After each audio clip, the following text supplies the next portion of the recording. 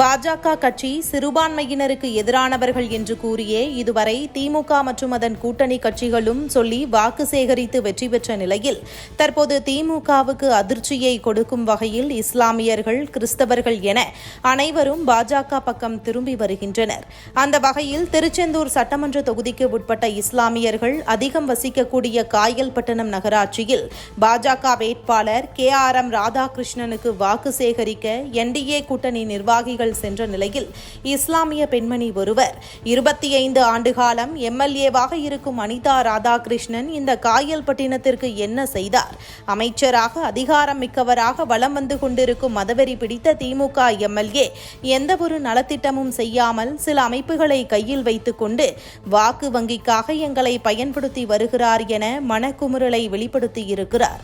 பாசிசம் உள்ளே வந்துவிடும், பாயாசம் உள்ளே வந்துவிடும், பாஜக உள்ளே வந்துவிடும், RSS உள்ளே வந்துவிடும். மோடி அவர்கள் ஆட்சிக்கு வந்தால் இஸ்லாமியர்களை பாகிஸ்தானுக்கு விரட்டி விடுவார், இஸ்லாமியர்களை கொடுமைப்படுத்துவார் என்று பூச்சாண்டி காட்டிக் கொண்டிருந்த திமுக கூட்டத்திற்கு இந்த பெண்மணி பேசியது அதிர்ச்சியை கொடுத்துள்ளது என்றும் பாஜகவின் அலை தமிழகத்தில் அதிகரித்துள்ளது என்பதே இதன் மூலம் நிரூபணமாகிறது.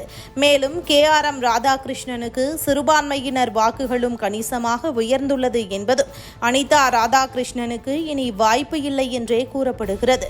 சிறுபான்மையினர்களிடம் இனி திமுக என்ன சொல்லி வாக்கு கேட்டாலும் எடுபடாது என்பதற்கு இதுவே சாட்சி. பக்கத்துல இருக்க கூப்பிட்டு உங்களுக்கு தெரியும், நீங்களும் அவங்களை பத்தி நல்ல பெருமை சொல்லியிருக்கீங்க.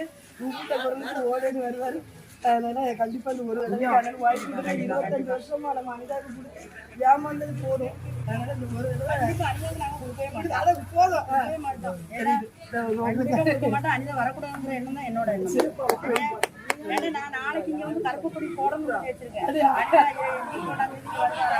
19 ஆனா கண்டிப்பா கருப்பு கொடி போடுவேன், போட்டு இது பண்ணுவோம். அனிதா எதுக்கு தான் நான் உட்காந்துருக்கேன். 25 வருஷ காலமா அனிதா இங்க இருந்து எந்த ஒரு பிரயோஜனம் கிடையாது.